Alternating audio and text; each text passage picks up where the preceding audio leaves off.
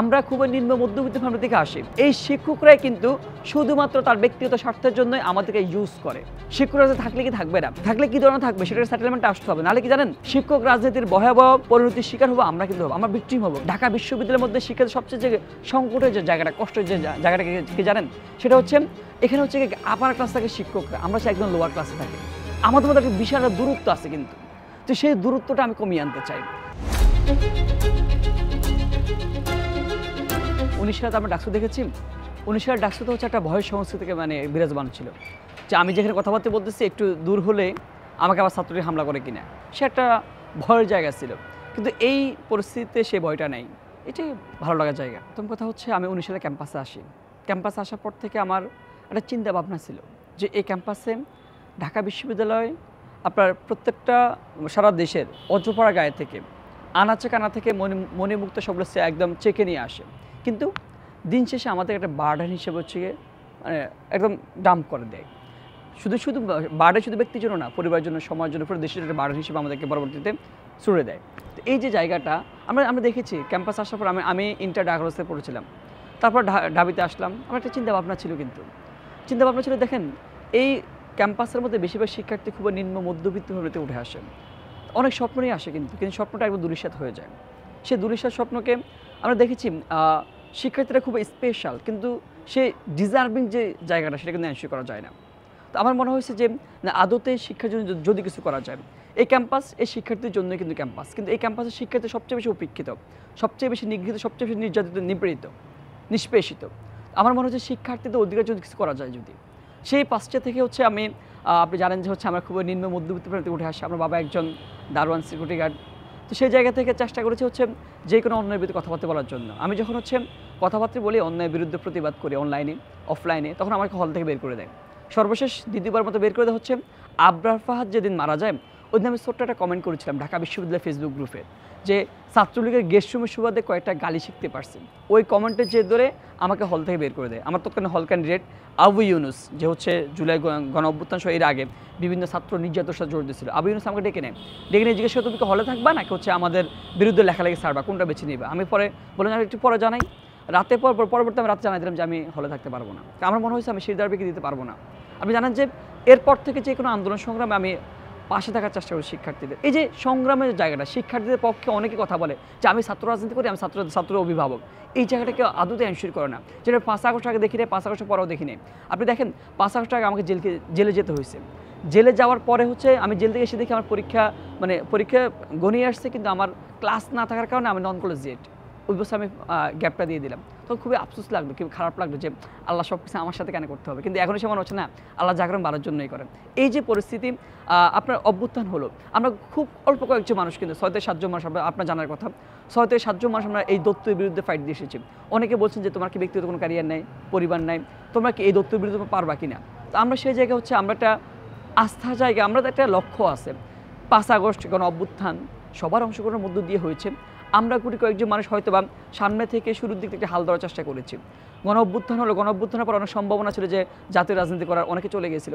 আমার মনে হয়েছে যে দেখেন যে 5 আগস্টের আগে অনেক কাজকর্ম করতে চেয়েছি, কিন্তু পারি নাই। কিন্তু এই যে টিএসসির মতো জায়গায় প্রথম হচ্ছে আমার জীবনের প্রথম কাজ হচ্ছে জানেন যে নারীদের জন্য একটা নামাজের জায়গা তৈরি করা। কারণ অনেক ধরনের মানুষজন আসছে তো, যে রমজান কিংবা এর আগে পরে মাগরিব নামাজটা অনেক কাজা হয়ে যায়। তো আমি চিন্তা করলাম যে নামাজের জায়গা তৈরি করি। কিন্তু ছাত্রলীগ প্রথম দিনে হচ্ছে পড়াশোনা আপনার বাধা দেয়, কিন্তু ওই দিন রাতে ছাত্রলীগ আপনার ভেঙে চলে দেয়। তো আমার এটা মানে না পাওয়ার যে একটা হতাশার জায়গাটা, আমার মনে হচ্ছে আমরা অনেকগুলো কাজ করতে পারি। স্মারকলিপি নিয়ে বিসি স্যারের কাছে গিয়ে বসে থাকতাম ঘন্টার পর ঘন্টা, স্যার অনুমতি দিত না আমাদেরকে। তো আমার মনে হচ্ছে 5 আগস্টের পরে এই ওরকম একটা অনুকূল পরিবেশ তৈরি হয়েছে, সেই জায়গা থেকে আমরা থেকে গেছি 5 আগস্টের পরে ক্যাম্পাসে দীর্ঘ 1 বছর। তো আমাদের একটা লক্ষ্য আছে, যে গণ অভ্যুত্থানের একটা স্পিরিট আছে, অনেক মানুষ আপনার জীবন দিয়েছে, পঙ্গুত্ব বরণ করেছে। সেই জায়গা থেকে ওই লক্ষ্যটা বাস্তবায়ন করার জন্য কিছু মানুষ থাকা দরকার। তা আমার মনে হচ্ছে আমার মধ্যে সেই আর্টসটা আছে, সেটাকে কাজ লাগার জন্য থেকে গিয়েছে। জুলাই গণ অভ্যুত্থানে দেখেন যে 9 দফা আপনাকে পাঠানো কিংবা শিক্ষা, ওই সময় এটা 4টিখানি কথা ছিল না। কিন্তু কেউ একজন যখন আপনার গেম প্ল্যান পুরোটা চেঞ্জ করে দেয়, 9 দফা এগেইনস্টে 8 দফা চলে আসে, পুরো রাষ্ট্রযন্ত্র যখন আপনার বিরুদ্ধে চলে যায়, কিন্তু আপনি রাষ্ট্রযন্ত্রের গেম প্ল্যানটা চেঞ্জ করার জন্য আপনি 9 দফা নিয়ে আসছেন। আমার ফ্যামিলির চাপ, সব কিছুর চাপ। আমি তখন যাত্রাবাড়ির ঠিক থানার ঠিক পাশে থাকি। এখন এসে অনেক কথা বলেন যে আমাকে আশ্রয় দিয়েছেন, কদিন আশ্রয় দিয়েছে বলতে পারবে তারা? বলতে পারবে না। শুধুমাত্র 2 থেকে 3 দিন, 3 দিন আশ্রয় দিয়েছেন কিন্তু। এর বাহিরে প্রত্যেকটা সময় আমি সেখানে থেকেছি। শুধুমাত্র জুলাই আন্দোলন সেই কি 9 দফা নাম। আপনি জানেন যে 6 জন আমাদের যখন সামনের সারির সমন্বয়ক 6 জন যখন আপনার ডিবি হেফাজতে চলে যায়, তারপর থেকে সিনিয়র হিসেবে আন্দোলন পরিচালনার দায়িত্ব আমার ঘাড়ে চলে আসে। তখনই কিন্তু আমি সেই যাত্রাবাড়ি থানার ঠিক পাশে বাসায় থাকি। আমার থাকার কোনো জায়গা নেই কিন্তু। সেখান থেকে সবার সাথে কোঅর্ডিনেট করে আলাপ আলোচনা করে আন্দোলন পরিচালনা করা 9 দফা দেওয়া। 1 দফা দেওয়ার পিছনে আমার একটা ভূমিকা আছে, সেটা না হয় ভিন্ন একদিন বলবো। আমি হয়তো 2টা মিডিয়ায় বলেছি, তবে সেটা চাউর করে বলি নাই। 1 দফা অনেক চড়াইতে ফেরি 1 দফাটা আসে নানান প্রতিকার চেষ্টা করি শুধুমাত্র যে একটা দায়বদ্ধতার জায়গাটা নিজের ভিতরে যে দায়বদ্ধতা জায়গাটা ফিল করে সেটাকে কার্যকর করার জন্য, বাস্তবায়ন করার জন্য যতটুকু ত্যাগ স্বীকার করা যায় ততটুকু আমি করার চেষ্টা করেছি। প্রথম কথা হচ্ছে আমি একটা কমিটমেন্ট দিতে চাই, যে কমিটমেন্ট আমি আমার বিগত দিনের কর্মকাণ্ডের মধ্য দিয়ে সেটা আমি প্রমাণ দিয়ে এসেছি, প্রুভেন ফ্যাক্টর। এখন হয়তো বা অনেকেই হচ্ছে আপনার নতুন করে ডাকসু কেন্দ্রিক আপনার নতুন করে কমিটমেন্ট দিবে। সেই জায়গায় শিক্ষার্থী, আমি মনে করি দেখেন শিক্ষার্থী একটা সংজ্ঞার জায়গা আছে, যে তারা মনে করে যে 90-এর গণ-অভ্যুত্থান পরবর্তী একটা ডাকসু হয়েছিল এখানে, কিন্তু 91 তারা আপনার হচ্ছে ডাকসু হয় না, গণরুম গেস্টরুম ফিরে এসেছে। শিক্ষার্থীরা এখনও আবার সেই সংখ্যার জায়গাটা আছে যে আবারও কি 25-এ ডাকসু হয়েছে, 26-এ ডাকসু না হয়ে আবারও কি গণরুম গেস্টরুম ফিরে আসে কেন? কারণ কি জানেন, আবারও সে হচ্ছে বিএনপি জামাত যে সরকার, সে আবার সেই মেকানিজম আবার হচ্ছে। আমরা দেখেছি যে ডাকসুর যে বিপি পদপ্রার্থী তিনি ছাত্রদল মনোনীত, তিনি বলেছেন যে আমি মনোনয়নপত্র নিলাম কিন্তু আমার প্যানেল ঠিক করবেন তারেক রহমান। তো সেই জায়গা থেকে ড্রাইভার তো এখনও পরিবর্তন হয় নাই, সেই মেকানিজম এখন হচ্ছে।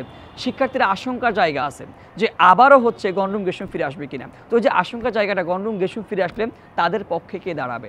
আমি বলতে চাই যে বিগত দিনে যেভাবে ত্যাগ তিতিক্ষা স্বীকার করে আমি তাদের পাশে দাঁড়িয়েছিলাম, যদি আমি নির্বাচিত হই, আমি জীবন দিয়ে হলেও আর কখনো গণরুম গেস্টরুম ফিরে আনতে দেবো না।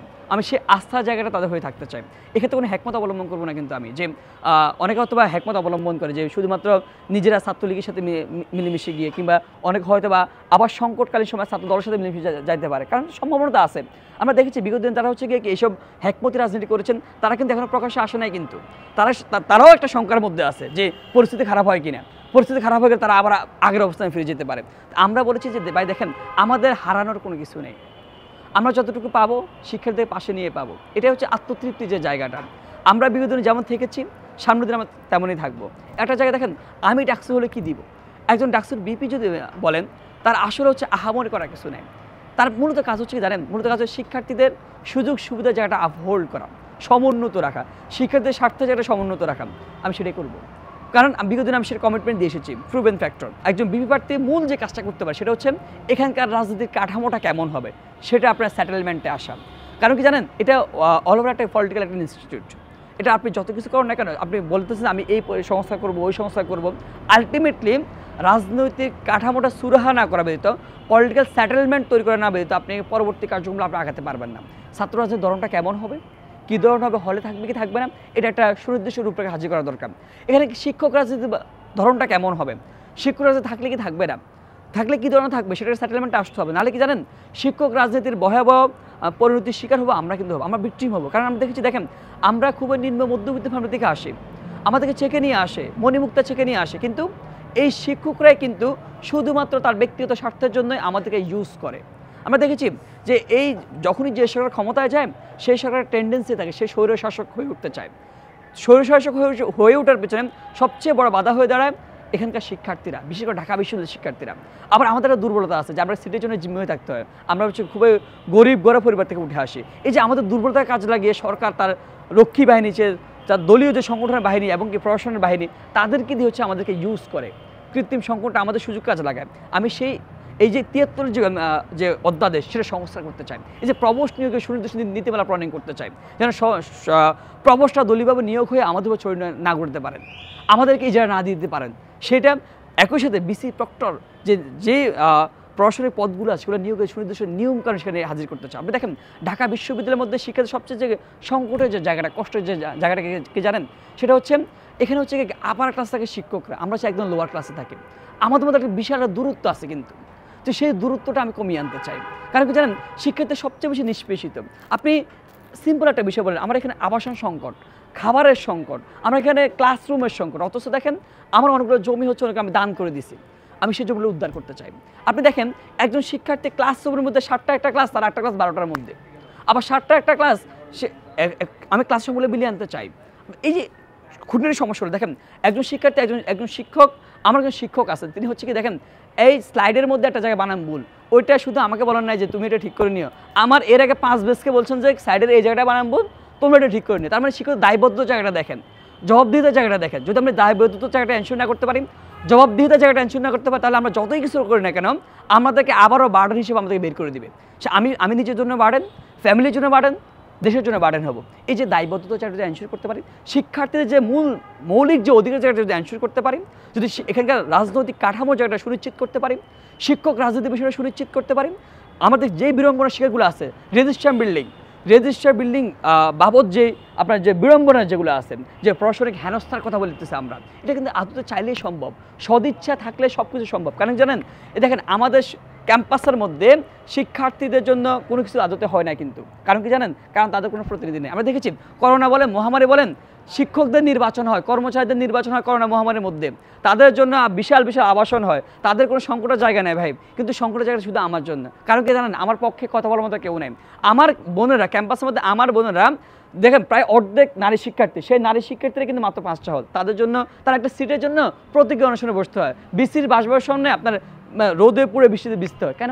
কারণ কি জানেন, তাদের পক্ষে কথা বলার কেউ নেই। আমরা কয়েকদিন দেখেছি একজন 4র্থ শ্রেণীর কর্মচারী দ্বারা আমারই এক বোন হেনস্থার শিকার হয়েছেন, কিন্তু কোনো প্রতিকার পায় নাই কিন্তু, কারণ তার পক্ষে কথা বলার কেউ নেই। আমরা দেখেছি সাম্য মারা গেছে, আমার বন্ধু, আমার সহযোদ্ধা সাম্য মারা গেছে, সাম্যর বিচারটা আমরা নিশ্চিত করতে পারি নাই। কারণ কি জানেন, সাম্যর কোনো প্রতিনিধি নেই, সাম্যর দল আছে, দলীয় স্বার্থের জায়গা থেকে সাম্যর জন্য লড়েছে, আলটিমেটলি সাম্য আপনার ন্যায় বিচারটা পায় নাই, ক্যাম্পাস নিরাপদ হয় না। আপনি দেখেন ক্যাম্পাসের মধ্যে নারীরা মোরাল পুলিশিংয়ের শিকার হয়, বুলিংয়ের শিকার হয়, হেনস্থার শিকার হয়, নারীদের পক্ষে কথা বলার মতো কেউ নেই। কারণ কি জানেন, কারণ যে প্রশাসন বসে আছেন তারা একটা বদ্ধমূল ধারণা নিয়ে বসে আছেন, যারা এখন 5 আগস্ট পরবর্তী যারা এখন রাজ করতেছেন তারা একটা বদ্ধমূল ধারণা নিয়ে বসে আছেন নারী সম্পর্কে। আমরা দেখেছি কয়েকদিন আগে কিন্তু টিএসসিতে 5 আগস্টকে কেন্দ্র করে কয়েকজন নারী শিক্ষার্থীকে তারা যখন আন্দোলন করতেছিল, তাদের ভিডিওগুলো, তাদের ফেসগুলো জুম করে রাখা হয়েছিল, শুধুমাত্র ওই যে বাইনারি, ওই যে মনোভাব চিন্তা ভাবনা, যে সে বামপন্থী নারী। আবার আজকে আবার দেখেছি দেন একজন নারী ছাত্র শিবির প্যানেলে সে হিজাব পরেছে, হিজাব পরার কারণে তাকে হচ্ছে ছবিটা বিকৃত করে দেওয়া হয়েছে। ওই যে চিন্তা ভাবনা কি, তার মনোভাবের জায়গাটাকে সে ডানপন্থী নারী কিংবা মৌলবাদী নারী, এই যে চিন্তা ভাবনা, নিজস্ব মতবিরোধ জায়গা থেকে নারীকে ফ্রেমিং করা, ফ্রেমিং হচ্ছে নারীকে হচ্ছে আপনি হেনস্থা স্বীকার করা, এটা আমরা চাই না। আমরা এতটুকু অ্যানসার করতে চাই। নারীর প্রতি কতটা বিদ্বেষপূর্ণ হলে সে আমরা চট্টগ্রামের প্রেস ক্লাবের সামনে নারীকে ফ্লাইং দেওয়ার মধ্যে আমরা সেটা দেখতে পারি। একই সাথে তার বিরুদ্ধে কোনো প্রতিবাদ করা হয় না কিন্তু আজকে এখন যারা বড় বড় ফুলঝুরি কথা বলতেছেন, নারীদের নিরাপত্তা এনশিওর করবেন, যারা এগুলো করতেছে তারা কালপিট, কিন্তু যখন নারীকে ফ্লাইং কিক দেওয়া হলো তখন ওই ব্যক্তিকে কিন্তু আবারও ফুলের মালা দিয়ে বের করে নিয়ে আসলো 3 দিনের মাথায় কিন্তু ভাই। তখন আপনি কইছিলেন এই যে নারীর নিরাপত্তার যে বিষয়টা, নারীদের সুযোগ সুবিধার যে বিষয়টা, বিশ্ববিদ্যালয় প্রশাসনের জবাবদিহিতার যে বিষয়টা, ছাত্র শিক্ষকদের মধ্যে সম্পর্ক সুস্থির করা, শিথিল করার যে বিষয়টা, আমি শুধু সেগুলোই করতে চাই। প্রথম কথা হচ্ছে এনসিপিতে যারা গেছেন তারা তো হচ্ছে একটা সময় ঢাকা বিশ্ববিদ্যালয় আমাদের সহযোদ্ধা, সেই জায়গা থেকে হয়তো বা তারা এখন অনলাইনে লেখালেখি করতেছেন, আমার যে জায়গাটা আস্থার জায়গাটা তুলে ধরতেছেন, এতটুকুই। কিন্তু আমাদের যে প্যানেল বৈষম্য বিরোধী শিক্ষার্থী সংসদ, সেই সংসদ আমি মনে করি যে একটা আস্থার জায়গা তারা তৈরি করতে পারবে, কারণ শিক্ষার্থীরা একটা আস্থার জায়গা চায়। তারা একটা শঙ্কার মধ্যে আছে যে আবার বিপদে পড়লে কারা এগিয়ে আসবে, সেই জায়গায় মনে হয় তারা আমাদেরকে আস্থার জায়গা হিসেবে নেবে, কারণ বিগত দিনে আমরা আমাদের কৃতকর্মের মধ্য দিয়ে সেটা প্রমাণ দিয়ে এসেছি। এখন নতুন করে অনেকে নতুন করে 3-4 বছর আগে ক্যাম্পাসে চলে গিয়েছেন, এখন নতুন করে সে ডাকসুর জন্য নতুন করে কমিটমেন্ট দিচ্ছেন, সেই জায়গা থেকে মানে আমাদের প্যানেল একটু এগিয়ে থাকবে।